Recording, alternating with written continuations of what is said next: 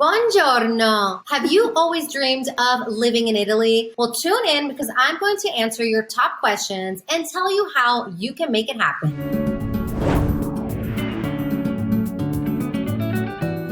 Who doesn't love Italy? With all of that breathtaking art and architecture, the delectable food from pizza to pasta to gelato, and not to mention that Italy has the most UNESCO World Heritage Sites in the world. There are so many reasons why Americans love Italy and are moving there. And if you're here watching this video, that means that you might be interested in moving there too. So without further ado, let's hop into the top questions I get where you're gonna find out how you can make your move to Italy.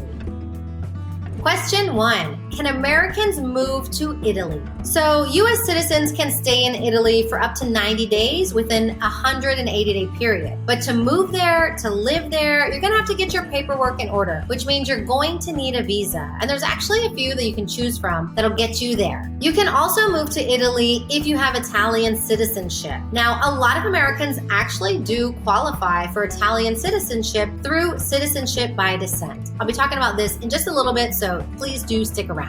So I just mentioned visas, so let's jump into it. What are the visas that you can get for Italy? If you're ready to make your move, here are your best options. First up is the student visa. So a student visa allows you to live in Italy as a student, either through a university program or through an approved language program. This visa is just issued for the duration of your studies. Next up is a work visa. Now, if you've watched any of my videos, you know what I'm gonna say here. You can probably just fill in the blank. Getting a work visa in Europe as a US citizen is very, hard. Difficult. Not impossible, but close to it. So to get a work visa in Italy, you're going to need a company in Italy to sponsor your visa. And that's difficult because the company has to basically show that there's no qualified candidate, not only in Italy, but in the EU who can do that job. So that's very difficult to prove. It does help if you are considered a highly skilled individual. If you are lucky enough to score a job offer from a company in Italy, then this just may be your way in. The next visa is the elective residence visa. So this visa is similar to the non-lucrative or retirement visas that I've mentioned for other countries such as Spain and Portugal and even France. With this visa, you are not allowed to work in Italy, but you can qualify for it if you can show that you have sufficient financial means to support yourself while living in Italy. And last but not least is the self-employment visa. So this visa is for freelancers or the self-employed who want to work for themselves or set up a business in Italy. For more in-depth information on all of these visas, as well as 17 other countries in Europe and their visas, check out my digital book, I'm Outta Here, an American's ultimate visa guide to living in Europe. So you might be wondering, she didn't mention the digital nomad visa. Well, this brings me to my next point, and that is the digital nomad visa for Italy. In March 2022, Italy approved a digital nomad visa for remote workers. However, since then, there's just been a lot of speculation as to what the requirements will be, who can qualify, and when it's gonna go live. Just be sure to subscribe to my channel here because I will definitely keep you guys up to date as soon as I hear any new information. Be sure to subscribe to my channel so that you can stay in the loop.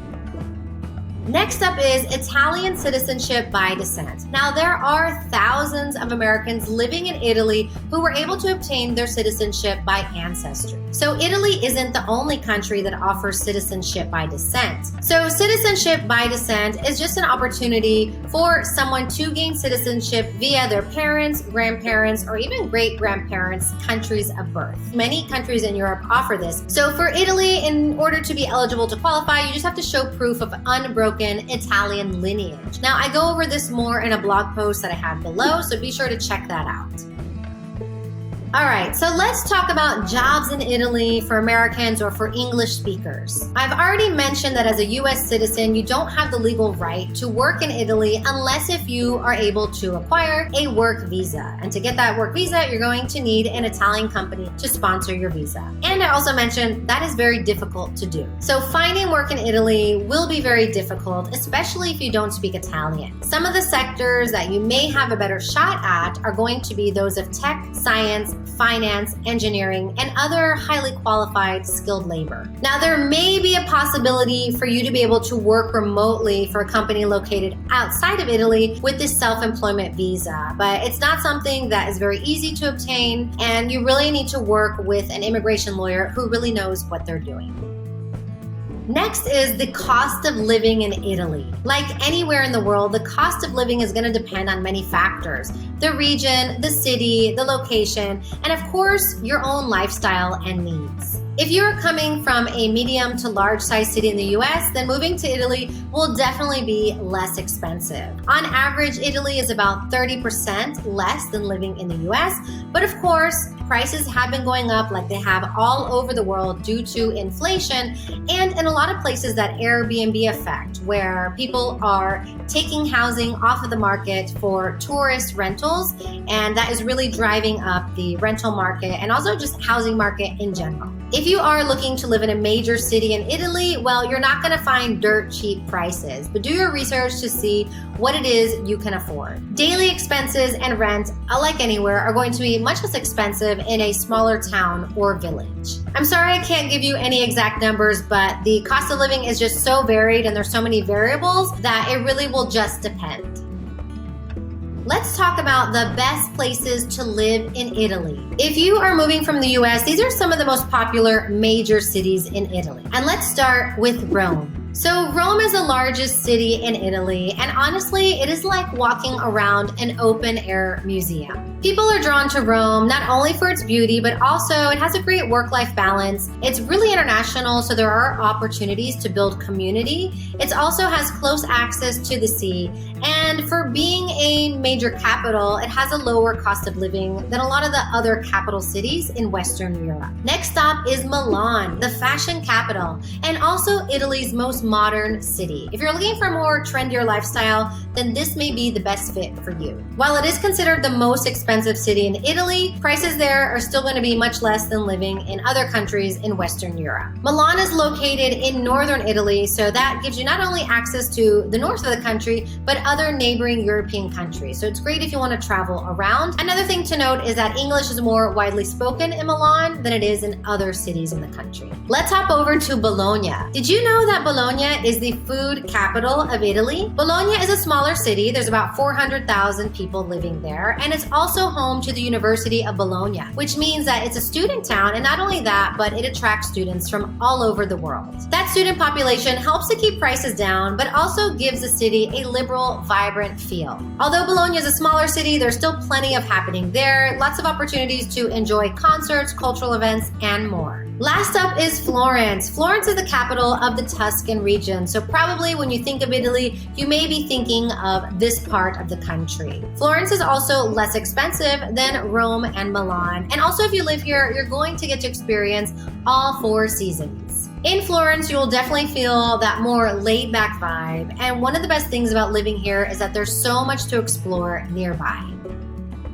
Okay, let's talk about health insurance in Italy. Italy has an excellent healthcare system, and it is extremely affordable, especially compared to the United States. Now, if you're moving to Italy, you probably won't have instant access to the public healthcare system, so you will need to get a private healthcare plan. In my digital book that I've mentioned, I'm Out of Here, I do go over the common health providers for private health insurance in Italy. So if you want more information, be sure to check it out.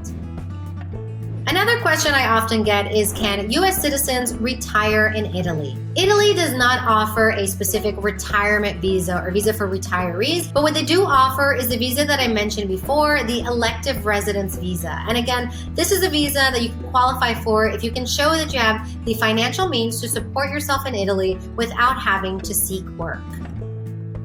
And the last thing I want to talk about is purchasing property in Italy. US citizens can definitely buy property in Italy, but just know that buying property there is not as straightforward as it is in the United States. It is highly recommended to work with a licensed and reputable real estate agent. And if you're trying to find one of those buy a home in Italy for $1 deals, please do your due diligence. Read and see what are the actual requirements, where do you have to live, and how much money do you actually have to invest? Because I'm going to tell you, it's not just going to be $1. There's a lot of great videos on YouTube of Americans who have gone this route and have documented the whole journey, so be sure to check those out.